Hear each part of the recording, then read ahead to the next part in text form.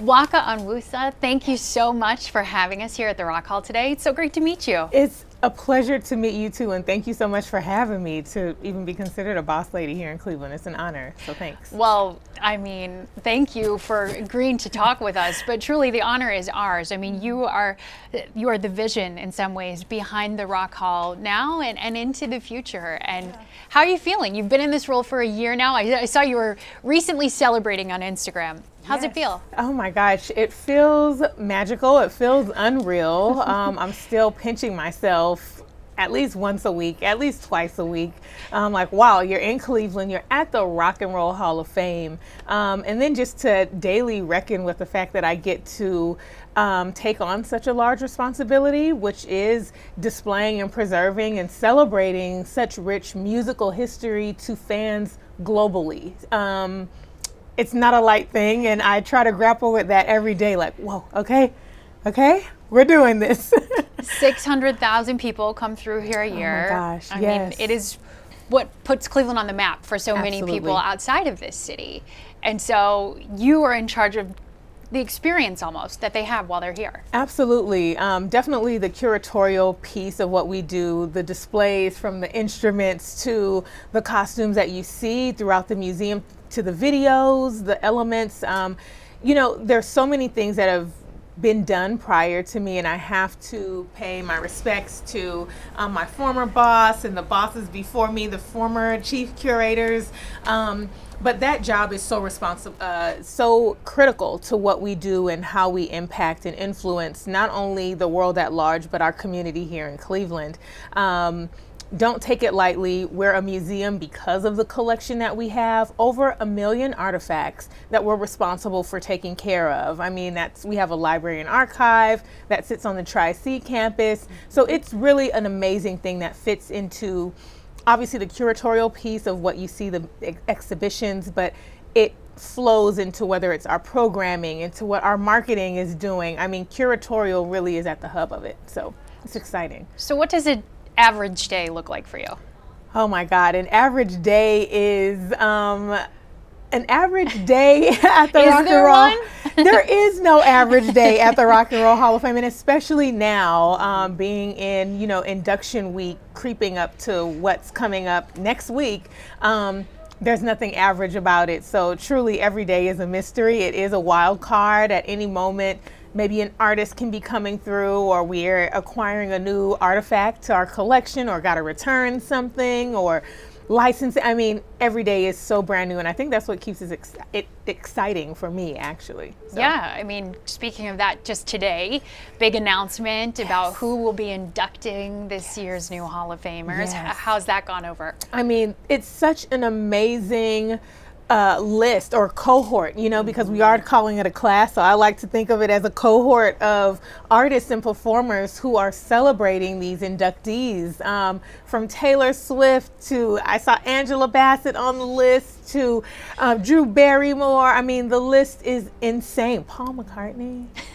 Come on. I mean, drop the mic right there. So, I mean, it's an amazing class of folks who are inducting this new class this year, and I'm excited to see it. That alone, I mean, obviously the inductees bowing down like all day long, but this is just such a memorable moment, and I think that's what makes every induction class so special, because you never know what you're actually going to get. You know who's inducted, but that other part makes it that much sweeter. So from moments, one of my favorites, obviously, well, not obviously, but one of my favorite moments is Tom Petty and Prince being on stage together and performing. Like, you can't make those moments up. And that's why the Rock and Roll Hall of Fame induction ceremony is so special. So I'm really looking forward to next week. So the event, we always get so excited when the induction ceremony is here in Cleveland. And this year it's going to have an audience bigger than we've seen before in our city at Rocket Mortgage Fieldhouse. How does that feel? What are you doing as you get up to the ceremony? Yes, so there's so much planning all across the board. I mean, having, again, to go back to what you said, having it here in Cleveland, from going to 2020, everyone kind of shutting down on everything. Everyone missed everything. The fact that we were able to bring the this event back to the city of Cleveland in such a beautiful and rich way, where more people can be involved, having the Rocket Mortgage Fieldhouse be our hub for the event is so major for so many reasons. Number one, more of the city, more of the state, more of the globe can actually come to see the show. Rocket Mortgage Fieldhouse, just the renovations that they've made alone on the arena are just stunning to make our city shine. And I absolutely love, again, just that platform and the experience overall will be a much broader one and grander one when, you know, the show goes to New York, for instance, and is at the Barclays, and, you know, you're getting the glitz and the glam of that arena. I feel that having this event at Rocket Mortgage Fieldhouse, totally, you know, definitely having to pay respect to the former location, where the inductions were held in previous years, but it's great to see this event grow in stature. It's great for more access for fans to actually get that experience with music history happening. And I think that's really what's important, but there's so many moving parts. Again, the impacts of COVID, we've lost staff, we've gained some staff, but there have been so many changes. So for us to really work together as a team, it really is all hands on deck, where we're impacting and helping one another out to make this show the success that it will be.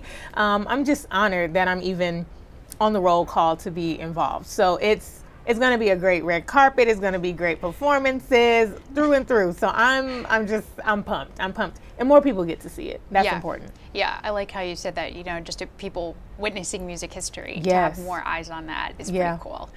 So you moved to Cleveland in January of 2019. Yes, I did. So you got here, I mean, it's been kind of a difficult chapter in Yeah. the global pandemic. Yes. I know this was your first experience living outside of California, so I'm Yes. guessing your first real experience was snow. Yes. How has all that been going? What does Cleveland mean to you? Gosh, Cleveland is like, it's home. It's becoming feel like home. home It now? really does. I've gone back to LA and visited. I was just there last week, and I find myself moments, I'm like, when am I going back home? And I'm like, oh, wow, I'm calling Cleveland home. Like, this is my home. I'm honored to be here. And I think those are some of the biggest blessings when you don't know what's coming, you don't know what's around the corner. Again, having the opportunity to say, wow, I have a job opportunity to work at the Rock and Roll Hall of Fame. Yes, we'll figure out the city later. Like, the Rock Hall was my big thing. Like, I want to be here. This has always been a dream. Never got a chance to visit the Rock Hall. So moving here January 4th, 2019, I'm grateful I moved the year that I did because it was pre-pandemic. Yes. So I got to truly see the best of Cleveland, getting to see the city at its height, from Wade Oval concerts to like going down to Trenchtown or Ohio City, hanging out with, or some of the concerts thrown by CMA, whether it was Mix, I got to experience that, Solstice, so I really got a chance, and I was bopping all around town, East Side, West Side, and everything in the middle. So it was really a great experience, and got a chance to meet some great folks in the city. Just throughout, that have become my family, and they're part of my tribe. So I never would have even thought it. It truly is, and I've said this before, but it truly is my Tom Petty free falling. Like, that is Cleveland to me, and just free falling into an experience. And that's truly my advice to people when they're moving to a new city.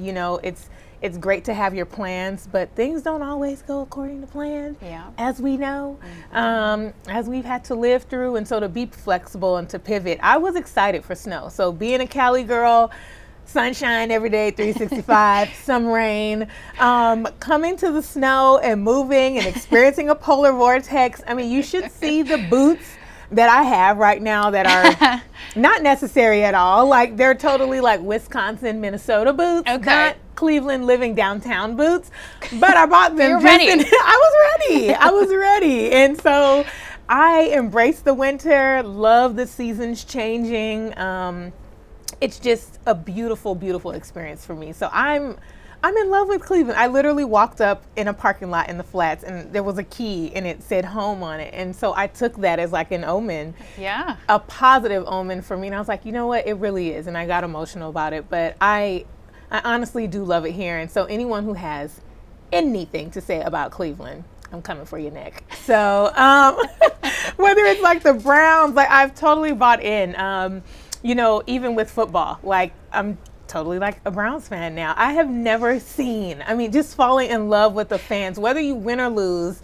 Like we lost yesterday. It's okay. It was rough. Kind of rough. But even just to like pass down by the Muni and like to see the dog pound out, I'm like, it is just so infectious. That energy is so exciting. And I didn't grow up with like that tailgating like community or just in a football town or any of that. This is like the most loving energy. And I'm like, this is the meaning of a fan, like a true fan. True fans are bred here in Cleveland. I love that. I love that. And that makes me feel like home too, even though I didn't get to, but it's the love, it's the camaraderie, it's the loyalty. That's what family's about. And that's what home is about. So that's why I love Cleveland. Beautifully said. We'll accept you as a transplant. You're stuck here forever now. Awesome. You know. So let's walk back. When you talk about family and home, you grew up in Southern California, and people might be surprised to learn that music was actually banned from your household at one point? So not banned, but just very restricted. So for those who like know, like who have grown up in a religious household or you know, like for my parents, for my mom specifically, I mean, grew up, she was a missionary in church. We did like communion. So any Christians out there who are watching this, like, you know what I'm talking about. But my mom was very religious. And so my dad was very strict. So combine those both together, very limited. I mean, we weren't even eating sugared cereals. It was like Honey Nut Cheerios. That's what you got. So when I got to college, I was like, Lucky Charms, Fruity Pebbles. No, but growing up in the home with my mom and dad, you know, we didn't have traditional cable, and that was also just economic things. Like we were just cutting costs and looking back at it now. So I didn't grow up with like MTV, wake up MTV in the morning and like MTV Unplugged at night. Like I had to go to friends' homes to see that, or learning what I learned from being in choir, or I mean, I learned the full Beatles discography from being in choir. So thanks to my middle school teacher, Miss Becky. Thank you so much for teaching me about the Beatles and Rolling Stones. So I got a lot of my rock and roll history and learning and singing these songs as a child because of school and what I learned in school. But it was definitely very strict. So unless it was Motown, James Brown, Fela, or like the Supremes, I was not getting it. You weren't finding it at home. I was not finding it at home. We were not listening to Naughty by Nature, and I was not getting all my TLCs. All that stuff came from school and my friends. But that hunger, because I wasn't really cultivating it at home, really has been a huge drive for me, and is a part of my passion even now. It's still stuck with me. So I love the fact that I'm still educating myself and learning about new groups. I mean, the music today that's coming out is so rampant. So to have that music education in a different way is also a beautiful thing too. So how did you know that this was the career path for you? Gosh, it came about, I guess, like maybe 10 years ago, where I really realized, wow, I can work in a museum as a job. I didn't so my mind was definitely on doing like what you're doing, you know, like, hey, maybe I want to be like an educator. I want to be a news anchor. That was really I wanted to be a news anchor so bad. Really? I wrote to, you know what, I'm going to write to her because of this. Her name is Pat Harvey, and she's a news anchor down in SoCal, like on Channel 9, which is now, I think, connected to CBS. And I wrote her a letter and faxed it to her, but I definitely know she did not get it because I didn't get a reply back. But I'm going to email her now. You should. And I wanted to be her so bad. Like I would report to my like stuffed animals, and so it was education, news anchor. I wanted to be a lawyer, and singing. Singing is definitely a passion of mine. Like I said, I was in choir, I was in orchestra, play violin, and definitely like music was always ingrained. Sang in the church, grew up singing in the church, and that was like the ultimate goal. I was like, I just want to sing. I just want to sing. Like it doesn't even have to be for money. I don't want to be a Beyonce. I just want to sing. So I even joined choir as an adult, and sang for my church choir just to like just to sing. That's awesome. And I really do love that. And gosh, and that's, I literally, one of my choir members died yesterday, and I got that. I'm so sorry. As I'm just thinking about her. So anyway, love singing, love music. Are you in your church choir here in Cleveland? No, I'm not with my church choir. It was, in when California. You were in California. Yeah, and yeah, just crazy. It just brought so much joy to be singing. And so when I got to the Grammy Museum, which is how I got my foot in the door, was like just working in the box office, because I was working for the theater, for my college, for my undergrad, and working for Ticketmaster. And they're like, hey, they're hiring at this place, and it's a museum. And I was like, oh, I didn't really think I could work at a museum, but yes, I'll apply. And I got the job. And then that was when my eyes opened to, whoa, there's a whole ecosystem within museums that you don't even, that's not advertised. I mean, you can be doing legal here. You can be an attorney working for the Rock Hall. You can love marketing and PR and education and telling stories and narratives, becoming a curator, or if you're a librarian, you can work. I was like, holy cow. Oh my God, I can grow here. And so when I saw that opportunity, definitely took advantage of it, had great mentors, great leadership that truly grew me in that direction. So once I found my sweet spot, I'm like, I can do all the things. These are all the gifts. I love to teach. I love to sing. I love music. So this museum world just, it opened my eyes. It truly opened my eyes. So I say that to youth every time. I'm like, look, there's so many options out there for you in how you can work, how you can achieve, how you can fulfill your passion. And it doesn't have to be through a traditional form that maybe you learn or that you see on TV or whatever the case may be. So finding those little pockets and taking chances and leaps on them, I mean, I would have never thought from that moment of just accepting that part-time job that I would now be in Cleveland. That's crazy to me. What an incredible road it's taken you down. It's been an amazing road. I can't even, it's insane. What are you most proud of that you've accomplished here, either in your previous role or now that you are the chief curator? Oh gosh, I am proud of, it's a social justice exhibit that's downstairs called It's Been Said All Along, Voices of Rage, Hope, and Empowerment. And I'm proud of that because in a moment of silence, in a moment of confusion and frustration and madness and angst, I was able to curate an exhibit that it was a healing for me. So I'm like, yes, this is for the people too, but I'm being healed by celebrating these leaders, these Black voices who have put even more on the line than what I've done in my lifetime, and put on the line their music, their careers, their families, through music. And we say that through the power of rock and roll, truly through the power. These are some serious, badass rock and rollers. And to be able to celebrate and amplify their voices in a time where we needed to do that, I'm honored to say, if that's the one thing that I get to do in my legacy here, that is so important to me.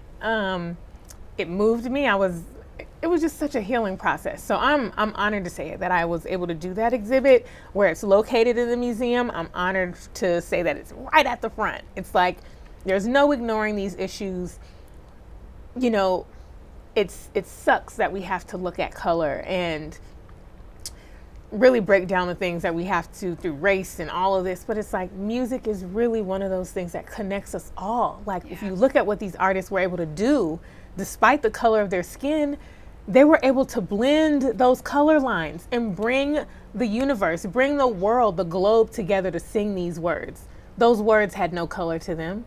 So to be able to celebrate those stories and really amplify it, I thought was really important. So that's a part of my legacy that I'm happy to say, like, if nothing else, truly, I was able to do that exhibit in a moment of truly of just obscurity, like what are we going to do? And this came out of me. So I'm excited and honored to do that. And so important, that work is done, and that the Rock Hall can use history to contribute to that very present conversation we're having. Absolutely. I think, and that was the thing, it's like, it's been said all along, and it just kind of, it's like, we've been saying this. It's been said. Like, this is not a new topic. Rock and roll has always been at the forefront of change. Always. No matter what color you are.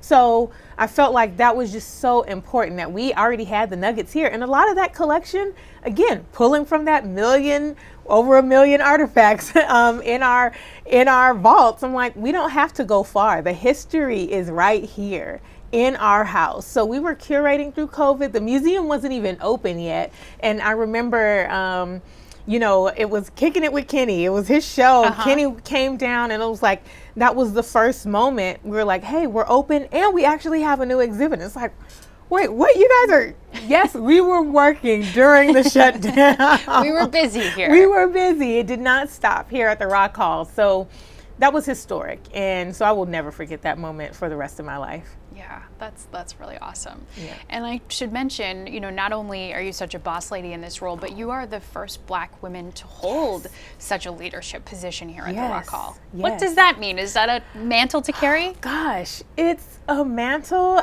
And, I'm honored to say that I'm holding it, but, I'm looking forward to us doing better. It's 2020. It's 2021, and we're still, calling out first of things. Yeah. And it just shows the work that we have to do in growing. But, I'm the firstborn in my family, so I've been the first at doing a lot of stuff. First to go to college, first to graduate and get my master's degree and do X, Y, and Z. So to be named that, I take it on. It's like, yes, I was born for this. Bring it on. And I pray that there are more to follow me, whether they're Black, white, Asian, Hispanic. It's like, let's open up the door. And if this can be the first, and if I can be the first to break down a barrier and just change some things up, give a little rock and roll feel to it, well, then let's do it. Rock on. I'm here for it. Like, let's be the change. Let's be the change. So. Yeah, that's an awesome outlook. What a trailblazer you are. Thank you. So, you are also going to be very involved in the expansion that we're talking about, starting next year. Is that timeline right? Yes, we're still planning for next year. So tell me about that, especially in the role that you have. Like, how do you speak to that space, and how involved will you be in decisions that are made about, obviously, where things will go, but the space itself, how it will look and feel?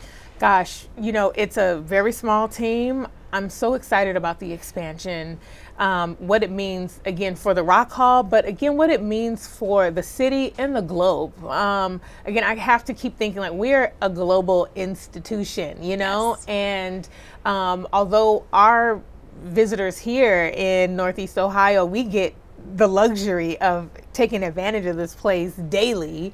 However often you come to the Rock Hall, but there's reasons to come to the Rock Hall. So this expansion is also one of them. I'm so excited for just the opportunity to grow. I mean, we have, so much that we've collected and acquired that needs to be pulled out. It's like, bring them out. Like, this is affording us the space to share these stories and to inspire, the next generation. That's really what I'm looking forward to do. There's just so much that I'm moved by that's in our vaults, and we, are often, there are no artifacts that are all on the same floor or out at the same time. So the opportunity to bring more of the collection out for the world to see is something that I'm really thrilled about, to then, cater these narratives and stories to make sure that we're telling broader stories, we're telling more stories. Is really something that I'm looking forward to, and we're going to take advantage of that. So all of the divisions here at the Rock Hall, we are working together. I mean, these meetings very ingrained in my input and my feedback.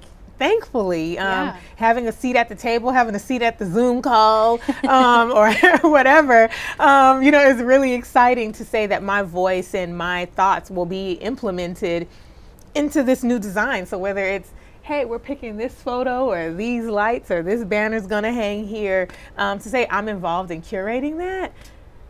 Again, historic, like once in a lifetime. Yeah. I'm really like, I'm just welled up with emotion because I never would have thought. So from my dad from Nigeria, my mom from, the small town, to say that I'm here accomplishing and touching as many lives as I have. Well, it's just where you're supposed to be, I think. Yeah. And Purpose. we're all better for it. Thank you. Yeah, it really is amazing, and I do pinch myself at least twice a week, if not like every other day. Like, holy shit, girl, you're at the Rock Hall. This is major. Like, this is no game. And to have such a voice in what will be, a big part of its future. Absolutely, it's crazy. Yeah. Any little tidbits you can tell us?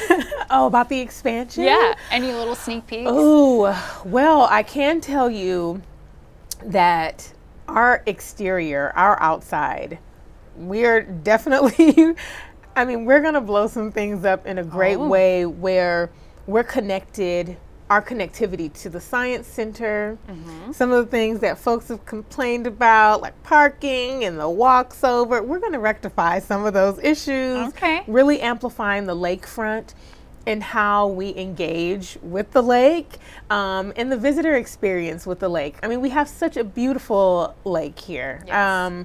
It's amazing. So we're looking at opportunities for that. And again, an expanded exhibit hall so that folks can see even more of the collection and be inspired and have an opportunity to touch the artifacts, see the collection in a real way, even more real than it is now. And it's like, how do you get even more real than this? But we're working on it, and to just ensure that we're creating immersive experiences for our visitors. So if you're moved and if you've been to like, the fourth floor or the third floor?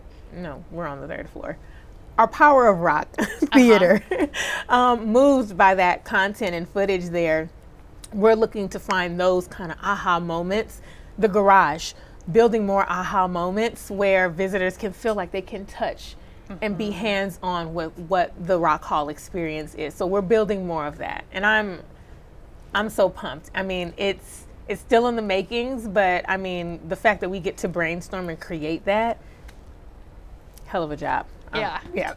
That's awesome. That's awesome. Yeah. All right, let's talk more about Nwaka personally. Who's your support system? Who do you lean on? Ooh, my sisters. My sisters are like, honestly, my rocks. So although we didn't grow up, we grew up together, and we butt our heads often, like sisters do. But as we've grown up into our own, my sisters are truly, they're everything to me. So they're my support system, and I even have to call out my little niece, Zion. She's my heart. So that girl brings so much joy. But they're my staples. I'm like, you guys, I'm going through this, or this is happening, or this is exciting. And I tell them everything, the good, the bad, the ugly. So they hear it all. So they're my support system. But I did mention, I do have an amazing, collective of folks here in the city as well. So I'm grateful for those friends too, whether, they're in the museum world themselves or in another industry. It's just great to have that a solid crew that you can call on, vent to, drink a glass of wine, have some dinner, and be good and go on to the next. So I'm grateful for that. But my sisters are really growing into that friendship with them, not just a sisterhood. It really has meant so much more, leaving California and then leaning on them for support. So that's been a beautiful thing. It is. It's so special. It's so special. And I have the utmost respect for it, our relationship, and for them in a different way than I did in years past. So that's great. Yeah. What keeps you up at night? This place. This place. All the hats you wear here. All the hats, literally, figuratively. All the hats here, and just, the committees, the boards. Again, wanting to be present here in the city. Definitely want to support the different organizations that are that are thriving here in Cleveland. So definitely supporting the community, whether it's like CAL, Creative Arts for Learning. See, now I'm going to get it all messed up. But there's CAL. You're on the board for I'm CAL? the board for CAL. The Tri-C Jazz Fest. I mean, there's just some really great initiatives and boards that I'm on, and they take some time, you know? And so there's just a lot of moving parts, whether it's, you know, and obviously there's still things that I'm involved in that are back on the West Coast that are still Cali time. So it's like going between time zones has been really, really fun in keeping me up at night. Yeah. And how do you blow off steam and when you need that opportunity? What Gosh. what helps you find zen? So this is my again, one of the reasons I love Cleveland, okay? Okay. Our metro parks. And our metro parks are the baddest in the country. I swear, like, we have the best metro park system, the connectivity of all of the trails. So I cycle, and I love biking, and that's really how I'm like just pumping away, like whether I'm with a group or by myself. I mean, just even the latest renovations that the metro parks have made. It's crazy. The Tremont Trail, like the fact that you can just ride all the way. I've ridden to Akron with friends from Cleveland. Nice. We did that. You did the towpath. Yeah. We did the towpath. It's so, I mean, and it's grueling, but it was amazing. I mean, you have a tribe to do it with, even better. But cycling and tennis. I absolutely love to play tennis, so I'll play tennis at the Rockefeller Courts, at Judge Capers Courts. And so it's beautiful. I mean, I've been ambitious and cycled from my house to the courts and then played tennis and then had to cycle back. Wow. Won't be doing that again. but I mean, cycling and tennis are my two things. I mean, they de-stress me, they center me truly, and they're just fun. And I mean, it's beautiful. But our metro parks, oh my God, I am like a full-on ambassador. I'm like, you guys don't have enough trees. Cleveland, we have trees. Have you seen our emerald necklace? That's right. Okay, all right. Forest City, here Come we on, are. Here we go. Yeah. Did I see, I'm a cyclist too, so I noticed cool. this. Is your bike named Purple Rain? Yes, it is. Tell me about this. My bike is named Purple Rain. So again, like, these are things that you can't do. So big city cycling is, I would not be riding my bike in certain parts of Los Angeles. That's just asking to die. So, I mean, The traffic, we've all heard, yeah. It's insane. So I bought my bike here, 6th Street Cycles, got to shout them out. My bike was a broken down beauty. You know, they found her on the street and she had no wheels on her. And so we built her from scratch. Wow. And 6th Street Cycles, got to shout out my friend Berto and the guys there. They really hooked me up. They sell plants and bikes. At the time, it was like bikes and coffee and books. But they're an amazing shop. And so they built my bike from scratch. There's, you know, we have the Prince mural, you know, right at like that Ohio City, like Detroit and 25th, right there, 25th. yeah. Mm-hmm. And so I remember seeing that on like a winter night. And I was like, Prince is here. Like, he's another artist that and I've already mentioned him, Tom Petty and Prince before. Prince is one of my favorites, and so purple is one of my favorite colors, and so it was just like this whole thing, and I was like, well, I'm naming you Purple Rain. Like, it was just like Purple Rain with a Rayne is her name, and so like she also has an Instagram too. So so I'll just take pictures of her throughout the city, just on different trails, and I mean, it's just I absolutely love her. So I have purple gloves and, like, you know, just all the things. It's a whole getup. It's a whole getup. I love it. You mentioned a couple of them already, but I'll ask you, just because we are here in the Rock Hall, who are your musical inspirations? Who do you turn to in that way, or who's been sort of a part of your story? A part of my story, definitely James Brown has been a part of my story. Like I said, one of the few, like, you know, artists that you can signed off on. You know, that you signed off on and grew up with. James Brown was definitely one of them. Love seeing and listening to his music, and just the inspiration, that hard-hitting punch has always been inspirational for me. The Supremes. And I can then also drop the mic on just like the Supremes. I mean, the epitome of Black excellence, boss I want to use the other word, but boss women. Boss ladies, boss right? ladies. Changing the game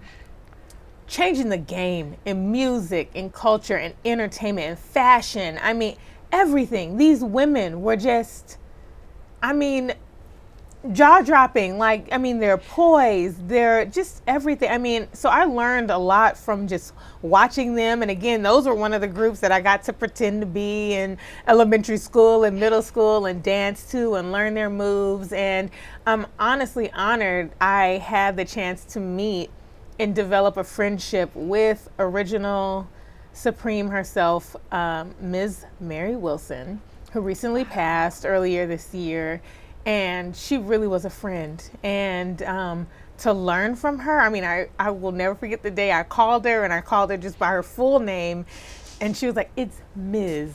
Mary Wilson." I was like, and I corrected everyone I was with, and I've always corrected myself till that day, until this day. But Ms. Wilson, one of the classiest of them all, and she was one of my favorites. So to say that someone I grew up admiring became a friend, it's just crazy. It's part of that ridiculous circle of life moment. So James Brown, the Supremes, gosh. And then of course, yes, I'm gonna put Prince on that list just because of his boldness, his fearlessness. I mean, just to be his true self, regardless of what anyone had to say about him. He just did him. Prince did Prince.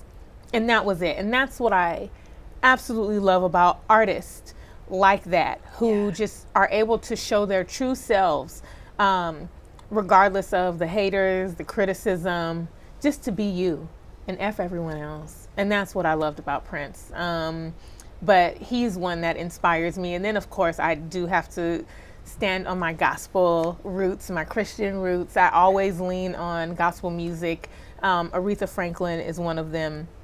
Her album Amazing Grace, I mean, truly, I mean, her gospel album in general is just so powerful. So she's always been a staple for me, and the fact that she's an inductee just makes it even grander. So if I have to look at gospel, and so I mean, there are so many artists, but definitely that those artists are critical.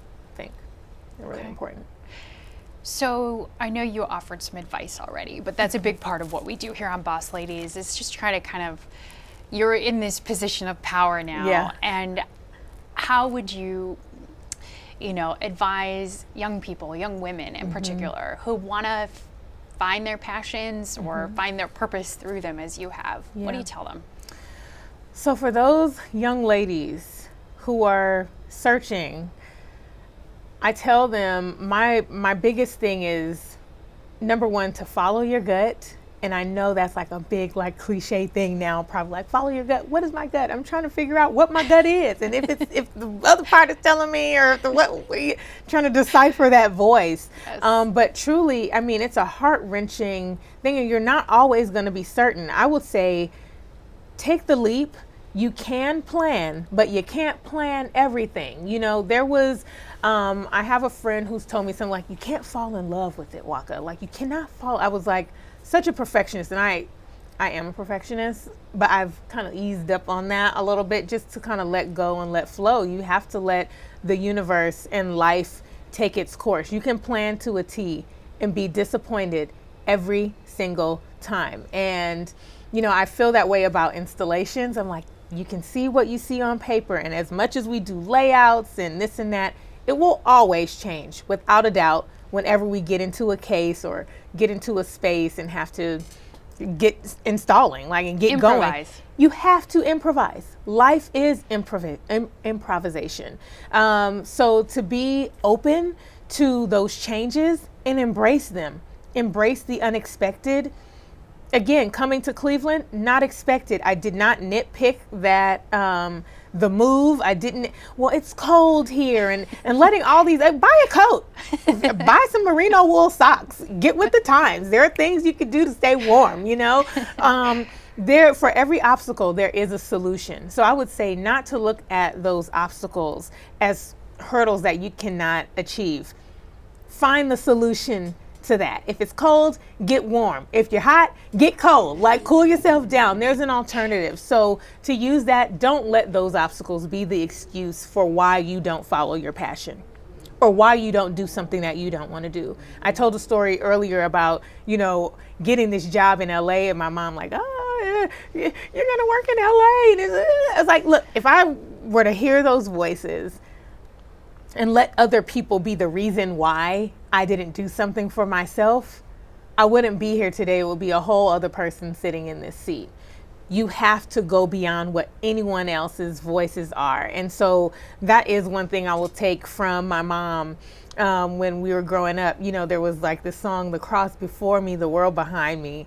And it was always like, you know what, Waka, like, focus on your path. Don't look to the left nor to the right. Just focus on your path. God is lighting your path.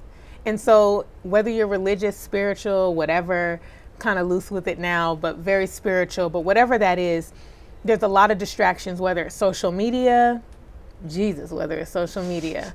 And I've stayed off it. I actually haven't posted anything in quite a while just because it's like life is, I don't need the distractions right now, but truly focusing on what you want to do. And not listening to this side, not listening to that side. You got to isolate the sound. And that's the one moment where I feel like isolation really works. And that's going to be my advice. You cannot look to the left or the right or be distracted. It will always sway you from your anchor. So that's my advice to these young women. That's powerful. Thank you. If we were talking in 5 or 10 years, what's still on your bucket list? Ugh, what's on my bucket list? Well, I definitely want to do more traveling. That's always going to be. Definitely want to do more traveling, but I would like to, my goal is still to teach. That was like where I started and substitute teaching. My goal is to hopefully teach like a museum studies course at a university, whether it's a community college or a 4-year or whatever, but to share these experiences that I've learned, because to take, you can obviously take your traditional courses of this is what I'm going to do, this is museum studies, this is da-da-da-da-da. But I would love to go back and teach. So whether it's museum studies or whether it's sociology, oh my God, I love sociology. That's what your degree is in, right? That was what my undergrad degree was in, yes. So I would love to do that. One day, of course, in 10 years, I hope to be running a place like this or something, but boss of an organization. So yeah, those are some of the immediate things. And whether I'm still here in Cleveland, again, that's what I'm open to. And that's a part of the advice. Not here to put a timetable on. I'm here for 3 years and then I'm moving on, and then that doesn't always get to happen. So, I'll know when I know. Always, my thing is when the Lord says differently, that's when I'll move. An artist interaction that has been my favorite. Gosh, that is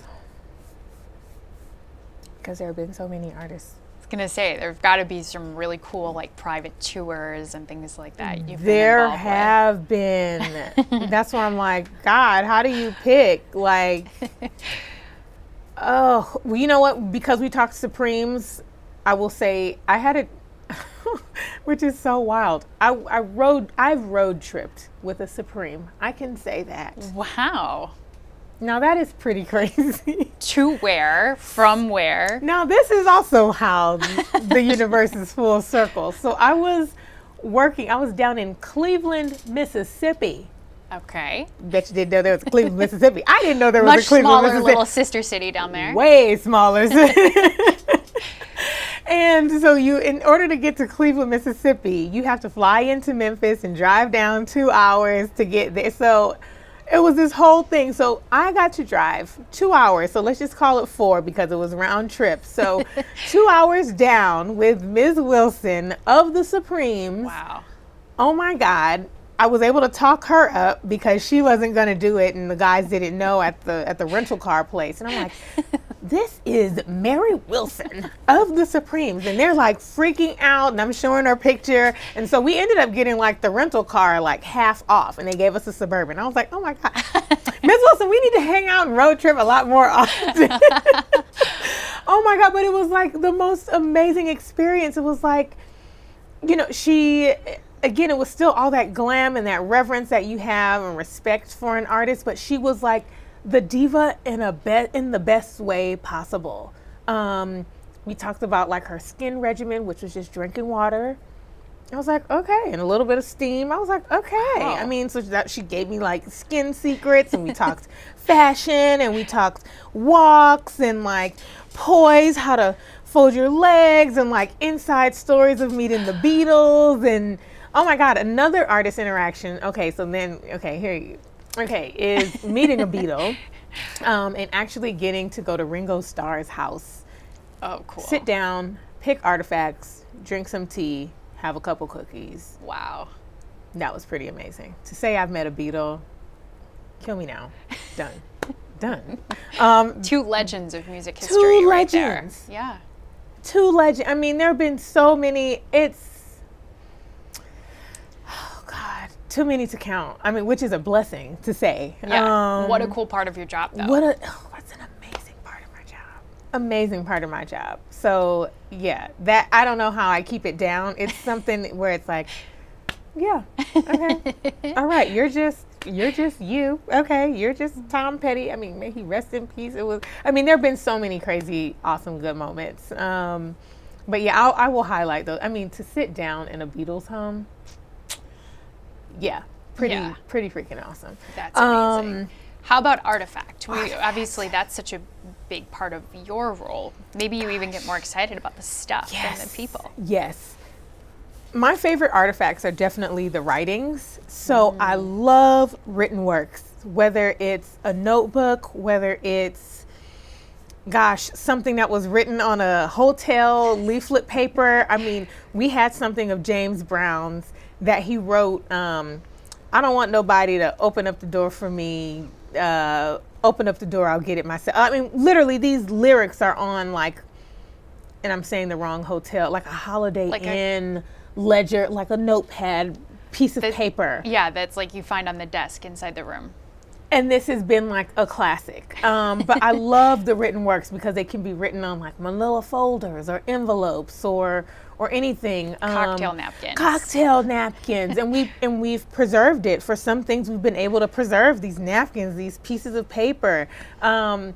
We have, oh my God, and I cried for this, is Bruce Springsteen's Born in the USA. We have those lyrics here.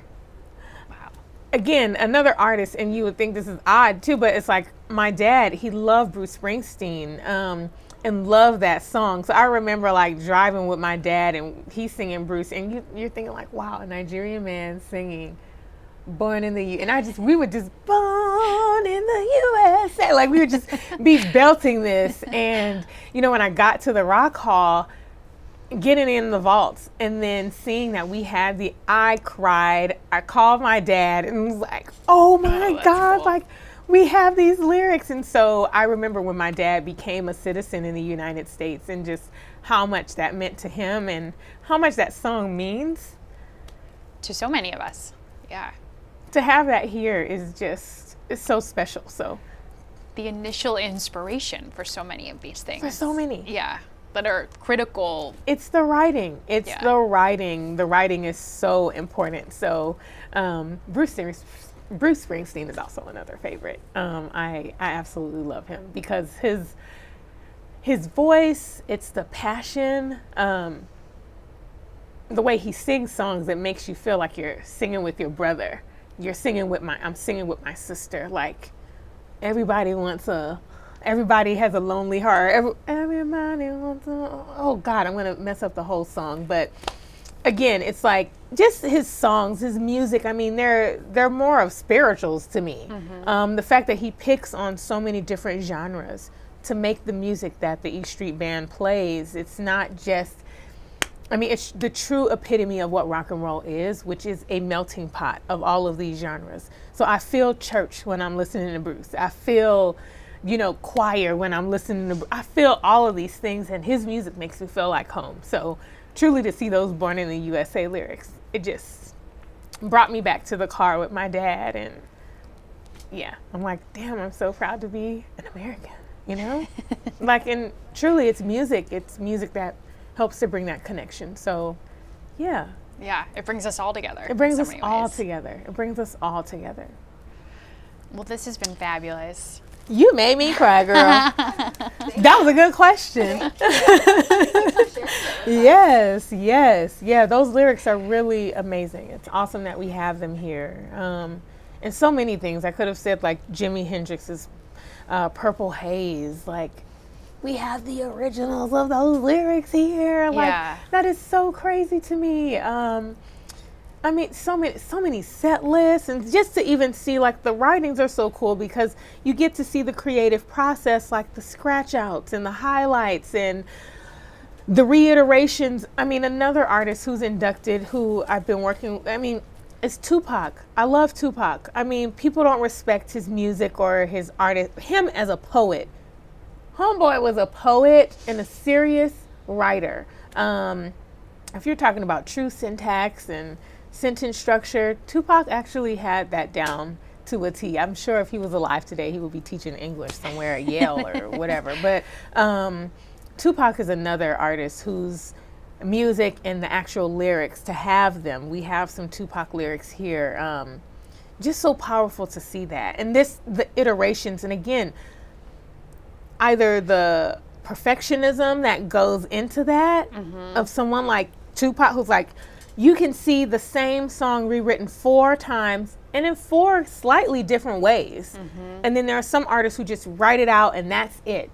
Or you have like recent inductee Jay-Z, who just goes off the dome, so there is no paper. So it's really awesome to really like focus in on the creative process of these artists. So it's How their unique for all of worked. it. Yes. Yeah. Yes, it's all through writing. Yeah, that is fascinating.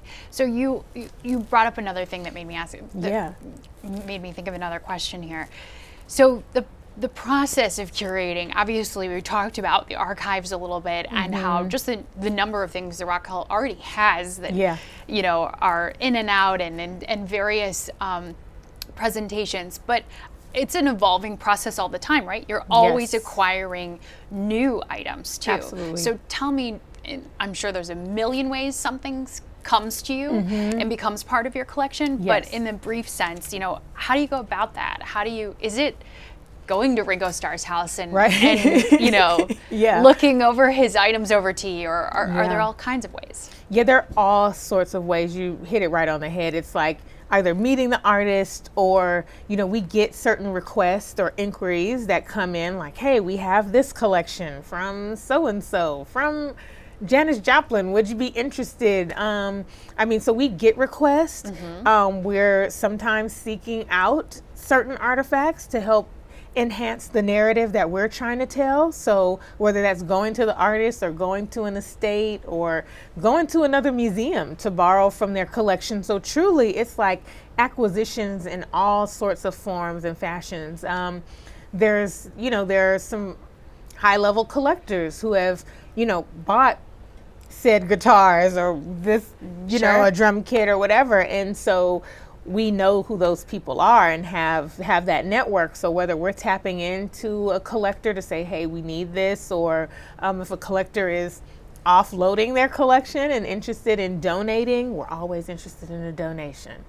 We still are a nonprofit. We're the we're the Global Rock and Roll Hall of Fame, but we are not too proud to beg for a donation. So whenever an artist is like, hey, you know, they're open to donating to the collection, we're here to, you know, preserve and make sure that we're uplifting the goal and the initiative of this Rock and Roll Hall of Fame. We're always open to that. So definitely always open to a donation, but there are loans, there are temporary loans, long-term loans, and it gets really complicated, but it truly, again, it's a number of ways that these pieces can come in. And the stories are also unique behind that too. So yeah, and this place is always changing. Always changing. There's so many artifact changes. Monthly, literally, whether we're making artifact swaps. So that's why I always say to folks who are here in Cleveland, I haven't been to the Rock Hall in 15 years and 10 years. I'm like, oh God, well, you've missed a lot, baby, because we change like every month. There's something new to see. So there's never a dull moment, So I would say for those who are living in Cleveland proper, take advantage of the Cle VIP. I mean, you get into the Rock Hall free. Upcoming for Fan Celebration Day, we have free days for fans to come to the museum. All of Ohio. This is not just Cleveland. This is all of Ohio has free access into the museum for our Fan Celebration Day for upcoming the inductions coming up. But again, we're constantly changing pieces because again, we don't have the space. This is why this expansion is going to be so critical. Yeah. It's so exciting. Yes. Nwaka, thank you so much for having us today. Thank you for having me. I'm so excited that you wanted to hear my story and sharing it and got me a little, I mean, this is reigniting passion to even continue to go the full mile. So with inductions coming up, I kind of needed this emotional boost too. So this is great. Thank you. Glad we could help with that. Yes. Can't wait to see where your path goes next. All right. Thank you. Me too.